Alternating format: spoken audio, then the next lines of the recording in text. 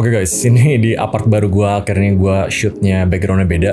Tapi gue pengen bahas tentang gimana cara atur duit gaji UMR ala gue. Kenapa gue pengen bahas tentang ngatur duit gaji UMR? Karena percaya atau enggak, sebelum gue di tahap gue sekarang, dulu pas gue ngerintis bisnis, gue ngegaji diri gue sendiri 3 juta per bulan. Dan kebetulan gue tinggal di Jakarta, dan ternyata bisa-bisa aja gue manage uang gue dengan gaji 3 juta per bulan. Tapi pelan-pelan naik ya, sampai gue bisa akumulasi kekayaan, investasi ke beberapa produk keuangan, sampai investasi ke ilmu dan creating other income. Tapi again, gue bukan financial advisor, dan beberapa dari saran ini itu berdasarkan pengalaman pribadi. Karena gue personally ngerasa the best money management kalau gaji UMR adalah investasi ke hal-hal yang menciptakan income yang lebih besar. Berarti nggak usah invest di reksadana, saham, dan lain-lain dong. Itu salah menurut gue. Investasi di instrumen keuangan itu tetap perlu, tapi lebih ke arah mindset. Jadi gue bahas satu-satu dulu ya. Di piramida keuangan kita cuma bahas 3 level pertama untuk manage uang UMR. Di sini gue bakal pakai UMR di Jakarta, yaitu sekitar 4,4 juta. Tapi kalian adjust sendiri, ini harusnya nggak jauh beda kalau misalnya kalian UMR di kota-kota lain. Oke, paling pertama dari piramida keuangan adalah cash flow. Ini harusnya ada di gambar piramida keuangan ya. Paling bawah adalah ngatur in and out uangnya kalian. Kalau misalnya uangnya masih UMR, misalnya under 5 juta atau under 10 juta, menurut gue itu strict banget. Kalian harus punya habit untuk catat pengeluaran dan pemasukan setiap bulannya. Soalnya ruang kalian untuk bermain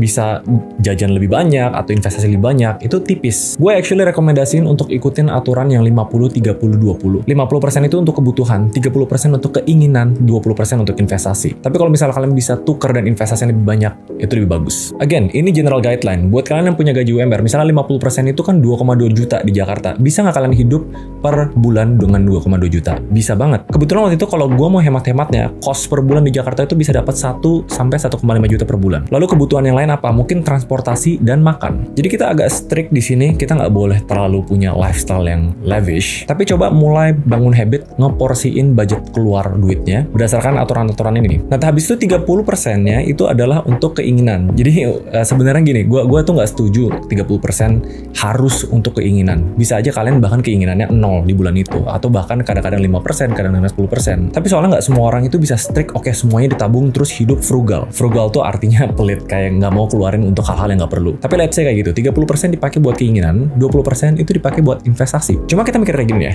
kebanyakan orang mikir langsung, oke, gue duit investasi, gue langsung taruh kemana? Langsung invest ke saham, langsung invest kemana? Ini bukan financial advice, karena perspektif gue dalam manage money adalah untuk create potential income. Gimana caranya kita punya income lebih gede lagi? Oke, step 1 versi gue untuk ngatur uang versi gaji UMR adalah catat pengeluaran pemasukan. Make sure kalian porsiin berdasarkan persentase-persentase keinginan, kebutuhan, dan investasi. Yang penting itu dulu. Jangan sampai pengeluaran lebih gede daripada pemasukan. Oke. Step 2 dari piramida keuangan itu adalah proteksi. Proteksi sebenarnya di sini gue ada 2 hal doang, yaitu siapin dana darurat.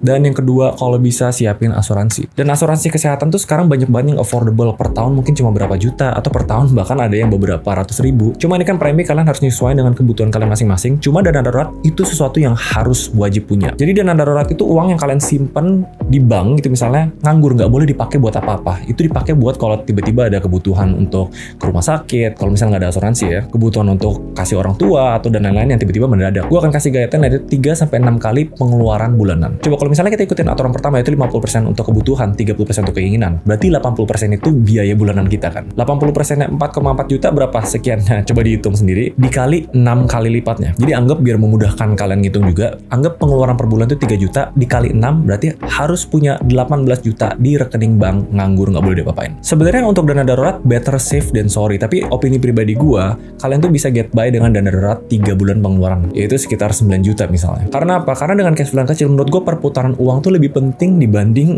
uang gede yang ngendep. Again, bukan financial advice, tapi ini yang gue lakuin sendiri dulu. Karena gue pengen uang seadanya gue itu untuk diputar terus untuk investasi. Nah tapi gini, kalau misalnya piramida 1 sama 2 udah keisi, piramida ketiga tuh investasi. Cuma pertanyaannya, investasi kemana? Kalau misalnya gaji UMR, gue akan bagi kedua hal. Investasi untuk sesuatu yang menciptakan income, atau yang kedua itu investasi ke instrumen keuangan. Nah tapi kayak gini, kalian pasti pernah dengar kalau misalnya invest di instrumen keuangan, itu adalah investasi dengan return paling kecil sebenarnya. Karena paling kita ngeliat apa? Berapa persen per tahun, 20%, 30% lah paling gede sehebat-hebatnya per tahun. Cuma kalau misalnya pas kecil, kita invest di kemampuan kita untuk create income, itu bakal lebih banyak lagi returnnya. Bahkan mungkin kalian investasi di misalnya satu buku gitu 300.000 untuk ilmu coding atau skill apapun itu bisa menciptakan income untuk kalian puluhan bahkan ratusan juta di kedepannya. Oke, tapi alokasinya gimana? Anggap kan tadi kita punya 20% dari budget kita untuk investasi dengan gaji 4,4 juta. Itu lumayan gede loh, berarti per bulan kita ada sekitar 880.000 untuk kita investasiin. Opini pribadi gue, dari 880 itu, menurut gue enaknya dibagi 50-50 biar gampang. Jadi apa? 440.000 dan 440.000. Cuma 440.000 untuk income itu apa? Kalau menurut gue paling simpelnya adalah investasi ke ilmu. Setiap bulan coba beli buku, setiap bulan coba beli course atau ikut pelatihan atau ikut workshop dan asah terus skillnya.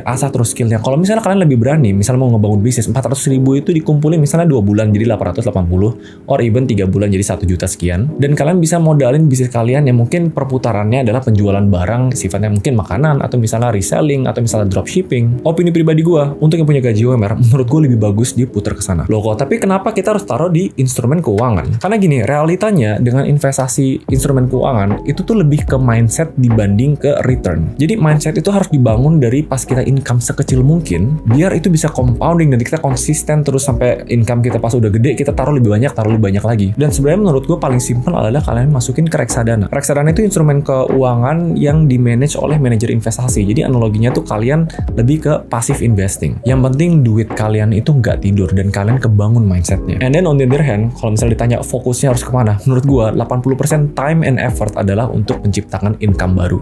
Kalau nggak upgrade gajinya, upgrade income per bulannya, atau coba bisnis baru. Semoga ini nggak terlalu bertele-tele, tapi ini lebih ke perspektif how I manage my money waktu itu pas gue gaji 3 juta per bulan. Dan seingat gue ini kalau nggak salah video kedua atau video ketiga yang gue bahas tentang manage uang di aspek creating income. Tapi menurut gue ini topik penting banget ya untuk dibahas, soalnya dengan cash flow kecil, kita harus bisa maksimalin penggunaan uang itu semaksimal mungkin. Honestly, kalau misalnya kalian lebih pede, mungkin lebih dari 50%, mungkin 80% dari uang bulanan kalian untuk investasi, itu dipakai untuk investasi di ilmu dan skill. Gue akan guarantee kalian bahwa itu bakal menciptakan return yang lebih gede dibanding instrumen finansial.